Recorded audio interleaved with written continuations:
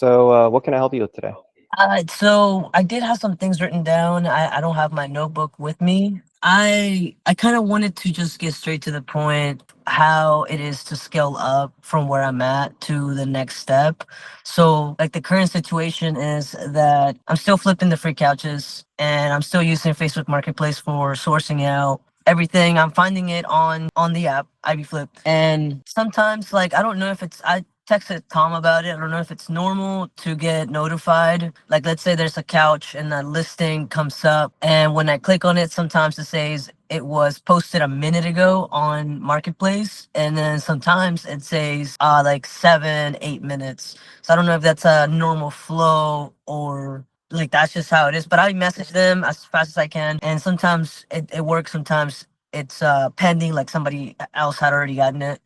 Mhm. And then another thing is what I've noticed so far is I'm selling these couches, I'm getting them for free, and I'm selling them from anywhere from 100 to 200, which is extremely low. How do I get to that, let's say that $300-400 couch from what I've been, listening to everything and even noticing, just paying attention, doing observation and like studying the market and other people's businesses. That one couch, okay, we get it for, I don't know, 100, 200. You know the system, you know how it works. I'm struggling to get to that point. I don't know if, because today I have a sectional that I found for $50 and it looks good. Everything's in good condition. I just need a little bit of cleaning. Not even just like washing the cushions, the covers. But yeah, I have that as my situation. What would you coach So, me on? What would you recommend? What steps to take? yeah, absolutely. So, let's start with the notification tool. Generally, we are notifying within like a minute or two of listings being found. I heard about your issue through Thomas. I believe that you had sent some like screenshots of the listings that were behind. What we need are the URLs. So if you see that we're behind on notifying on certain listings, if you can send us the URL, we can see what the facts are on why we're like late in notifying you. And so the way you do that is like you just open up the marketplace listing, the listing on marketplace, and then you'll see like a share button, like a Yeah, little arrow. So click the arrow and then copy the link,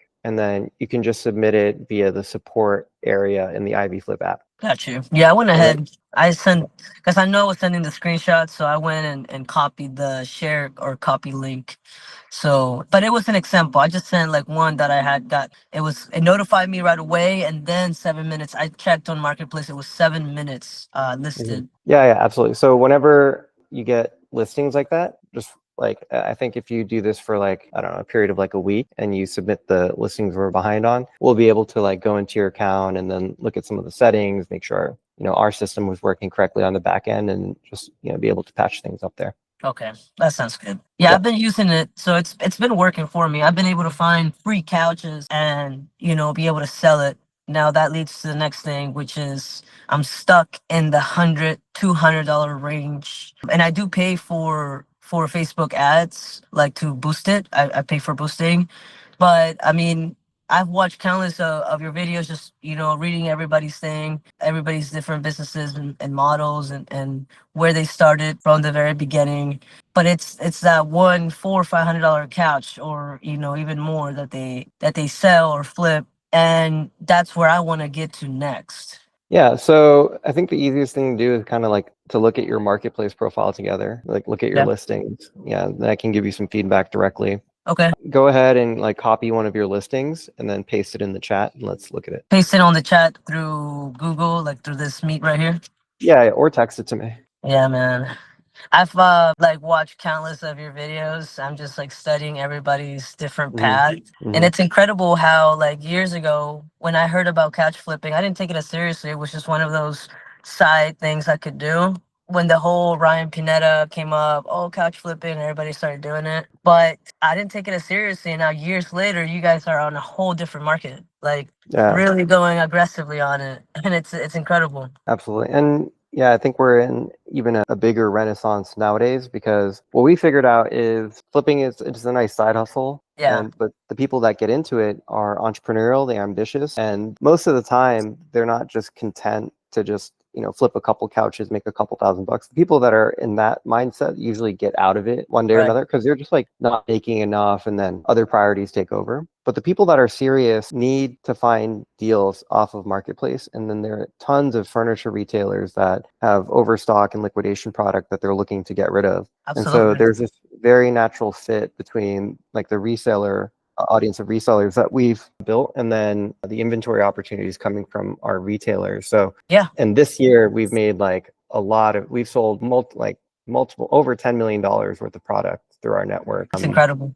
It's going into that multi-million-dollar market where it's not just in the 5-6 figures, it's now in the 7 figures. Absolutely. I mean, if you think about furniture returns and liquidation in the US, it's a like $10 billion market, right? There's so much of this product Absolutely. Yeah. laying around. And with tariffs and 25% or 30%, somewhere around there, on imported goods, it's now going to create that opportunity for us resellers and other forms within those segments to be able to take advantage of, because there's going to be so much on demand, supply on demand. Okay, so I'm looking through your listings right now. So I think the part of the problem that you're having is you don't have cash to invest. I know the last time we talked, Yeah. you said you're moving into your apartment, and I think that's like should be wrapped up by now, or is it It's still done. happening? Yeah. Yeah. Okay. Why done this weekend finally. So we covered that already. Okay. How much money, if you really focused on just saving and trying to create cash pile to invest back into your business, do you think you could save by the end of November or maybe by the end of the year? By the end of November, I would say $1,500 to $2,000. Yeah. 2000. Okay. But that's money that you don't need and can stay in the business that you could be buying inventory with. Yeah, absolutely. Okay. So, I mean, the upgrade in your business model is you need to start paying for inventory Yeah, because, no, 100%. like the stuff that you're getting for free, I'm looking through your profile right now. I'll share screen too. Yeah. Looking through your profile right now. So this one, it doesn't look like it's already sold. So this is like an old listing. So when I look at your profile, it's cool. Okay. Here we go. So things that jump out at me. First is only one thing listed for sale.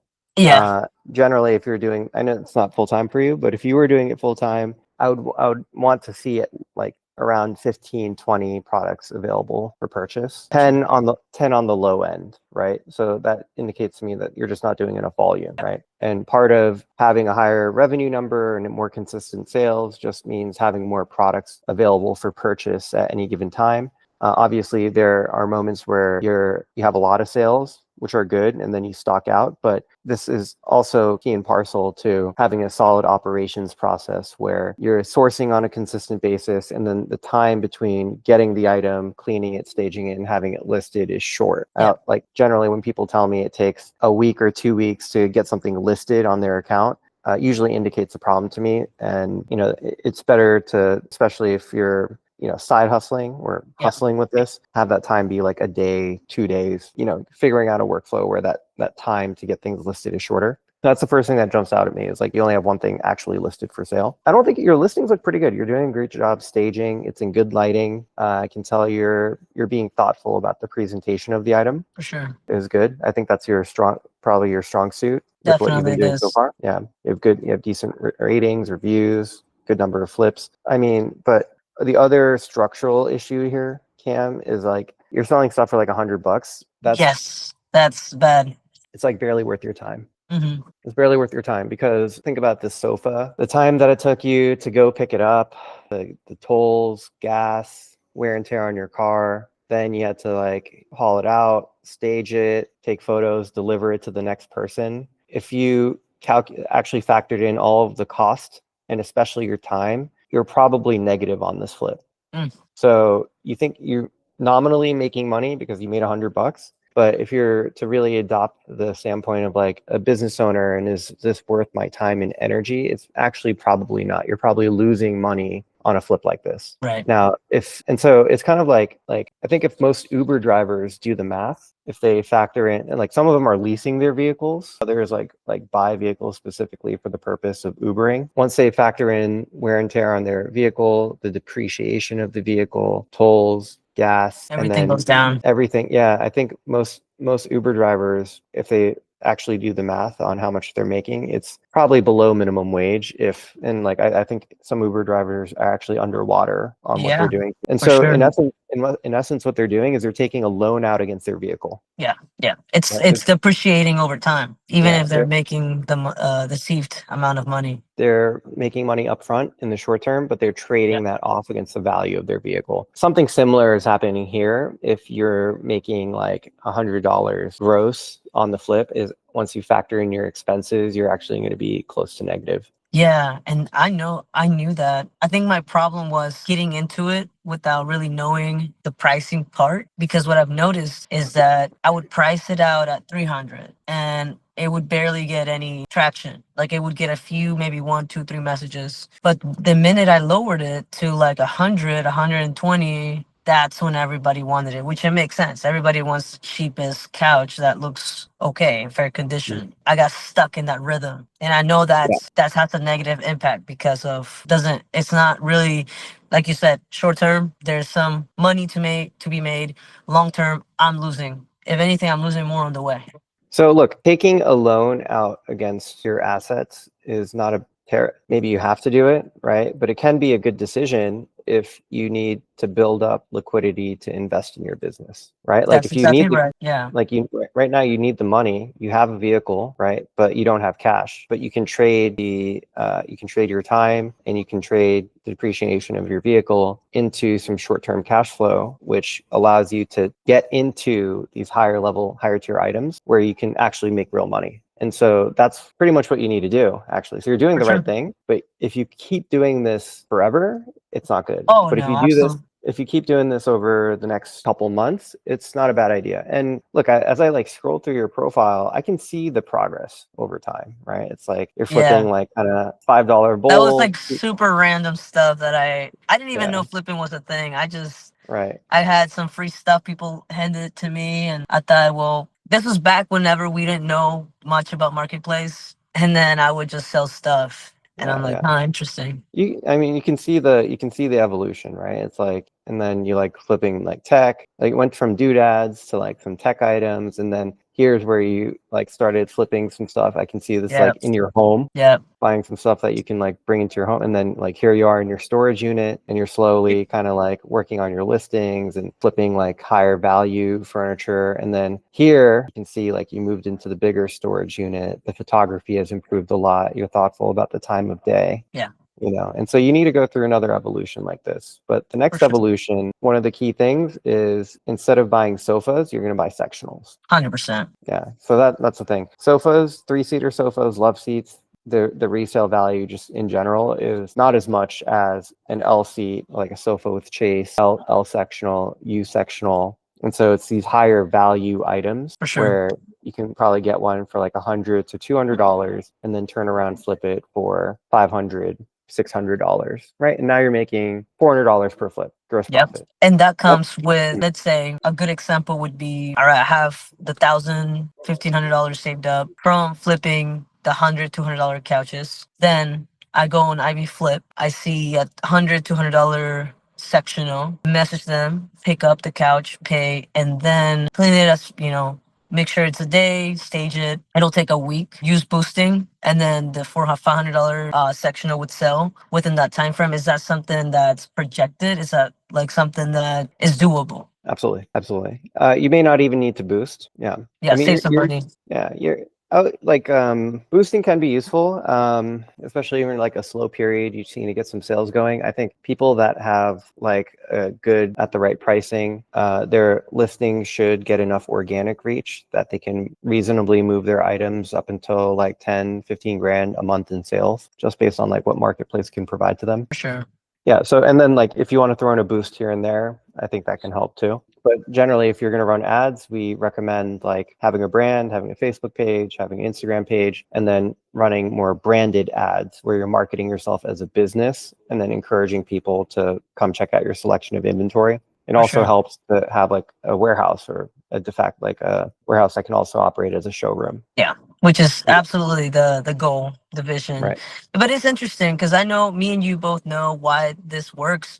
But that $100, $200 sectional that we pick up using our resources, and then clean and stage it up, sell it for $400 or $500 on the same platform in a different way. Why is that? Like, why would that sell for more, $400 or $500 sectional than initially? Like, what is that appearance to people that say, okay, I will pay this much amount of money and they'll get, I'll get it delivered and everything. Like, why is that inflated in a way from Yeah. like that $100, $200 investment? It's a great question. Great question, really.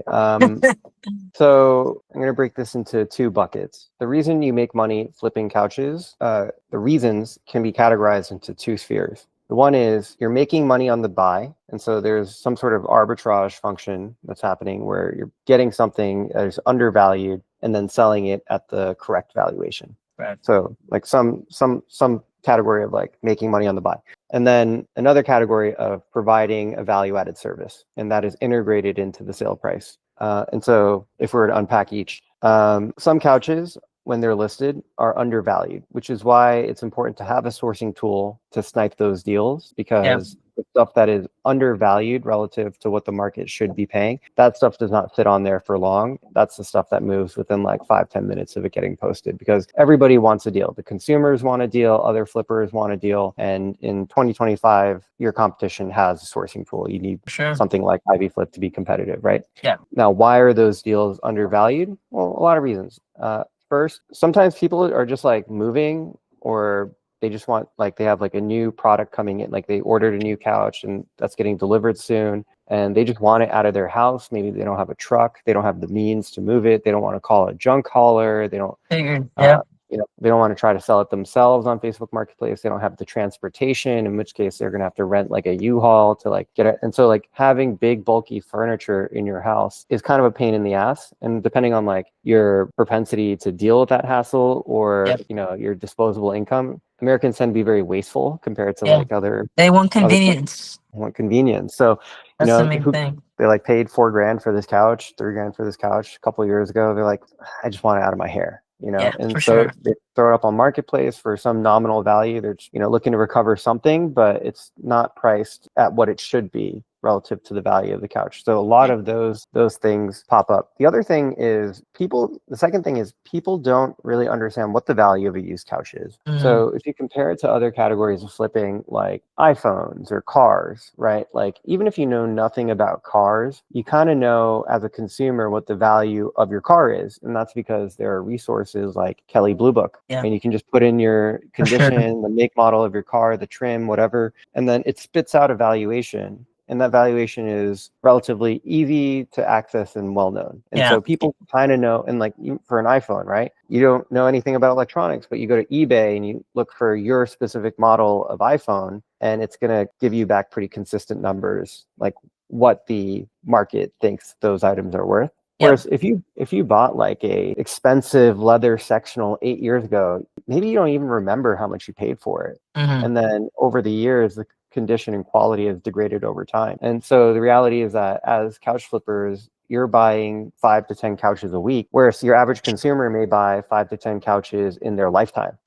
And so there's this information asymmetry where the people posting the items may not know what it's worth, whereas the people buying the items, aka the flippers, have a very good sense of what it's worth. And that knowledge over time is accumulated and becomes a strategic advantage for you. So that's on like the buying arbitrage, right? Why these opportunities tend to exist. The other component of this is value-added services. So once again, every part of buying and selling, like flipping a couch, like each part of the process could be separated out, and you could price the value of each activity. And so it's like the pickup, like going to that person's house, knowing like you have to disassemble it. How do you move it through this doorway, getting it out of the house without damaging anything? And then transporting it. Do you have a vehicle that can actually fit the thing, bring it back to your storage? And then there's cleaning that you're doing. And cleaning is like relatively specialized knowledge, like, and people don't necessarily have the equipment to do this as well. Right. And then staging, the photography makes a difference. Like most of the shit that you see on Facebook, people kind of just throw it up there like, take a couple photos. And so the thoughtfulness around staging and making the product look more presentable is also a service, and then the delivery of the item Delivering into your it. home. And so all of these different activities actually get integrated into the price for what you're selling the couch, right? And sometimes you can piece it out. You could charge for pickup, you could charge for delivery, you could charge for and so like for example, if you're going to hire someone to come clean your couch, I don't know how much is that, $150, Right. have a specialist come in, clean your couch. You're going to hire someone to move a couch from one location to the other. How much would that cost? So they're Exactly. implicit in the value of buying something from you. The services that you're providing, the value of those services baked into the price of the couch which you're selling. So these are the 100%. two ways that you make money. Yeah. And Yeah. There's so I many segments that go into it. yeah, and I'm breaking it down to this level of detail because you should understand that these are the two buckets, and then within each of those buckets, there are like specific variables or factors, right? And each of those things can be optimized to try to increase the amount of money that you're making on each flip. And so I'm giving a pretty detailed explanation, Yeah. but sometimes it's just helpful to like really have it mapped out like that. And so you can be like, okay, I can make a specific improvement on how I'm buying. I can make an improvement on how I'm cleaning, and all of these things can translate into an increased sale price. 100%. That's exactly, you nailed it, because that, when I looked at everything exactly in detail, and I just wanted to hear it as well and see some things that I was missing out, but exactly what you said is right. All of it is a service, right? You're bringing value, you're servicing, and they're gaining value. So it's just a transfer of value on Absolutely. different factors. But that is my goal. I actually have a sectional that I'm gonna be picking up today, and I was able to snag it for $50. It looks really good, and I want to be able to flip that for at least 400. But the It's one thing I don't want to the one thing I don't want to come across is it sits for a week because it's that amount that I set it up as. Whereas I see people just selling these sectionals within a week, right? And it's like, okay, that is where I want to be, so that I will be able to see what I can do to improve, which is the staging part. I can do the cleaning. I know how to go about that, but I don't want it to sit there for longer than a week or two. That's a good mindset to have. That's a good mindset to Yeah. have. Some people, they just throw it up there, and then if it's not moving after like a week or two, like, oh, what can I do? So Yeah. couple suggestions. First is you can't control how many views Facebook gives you on a listing. You can control how many listings you put up. You can control your listing volume and your listing quality. So when you price something and you list it, you're taking your best stab at what you think the market will bear. But if you're not getting engagement with the listing, then it's either a down period or there's empirically something wrong or better that you could do with your listing. In which case, take it down and relist it. People get lazy, right? Yeah. I've done that actually, and I was just gonna bring that up. That actually worked for me a few times. I noticed this one couch was sitting there, a $200 couch was sitting there for a week. 2 weeks actually, almost 2 weeks. And I said, okay, let me try something. And I sold it. So then after I sold it, I had already taken new pictures and everything. I then relisted it, said some things a little different, tweaked it on the description, the pictures I tweaked it as well, and the title, and it sold within a few days, like a 2-3 day. Absolutely. Yeah. There you go. So Yeah, that's that's one the thing thing. that you can control, right? And so the people that do well, the people that do poorly are like, it's out of my control, I can't do anything about it. The people that do well are the ones that take it into their own hands. What can I do if Facebook is Exactly. not getting reviews? So that's the right mindset. And I know there's different things to do. There's the Facebook groups. There's me finally being able to come up with some content, which is gonna be crazy because I've been doing a lot of different content, and I've taken a lot of videos, and I'm continue to build that brand now, shifting into this part of my life, this new chapter. I love welding.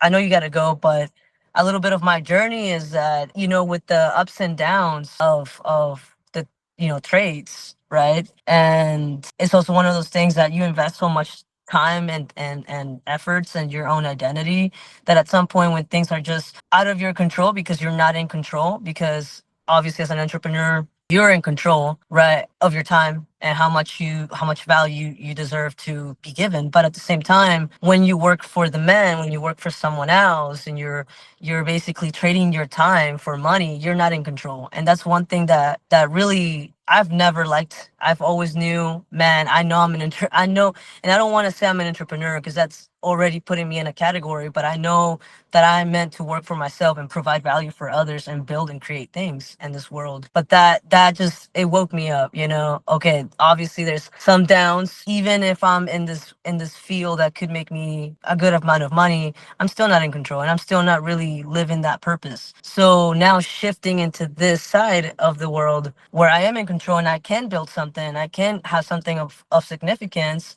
it's looking completely different. And that's really where I'm at. That's really where I'm headed. And I see it. I see people having different ideas of how to brand out and expand. And I'm just ready to attack all those ideas. But I know I gotta start somewhere. That's really cool. And, thank you for sharing that with me.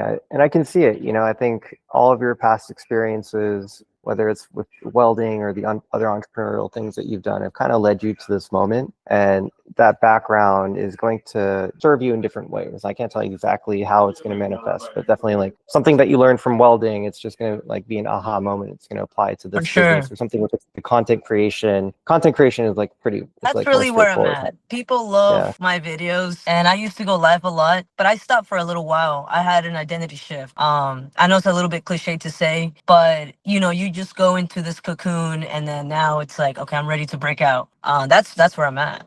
So it's interesting you say that. Yeah, yeah.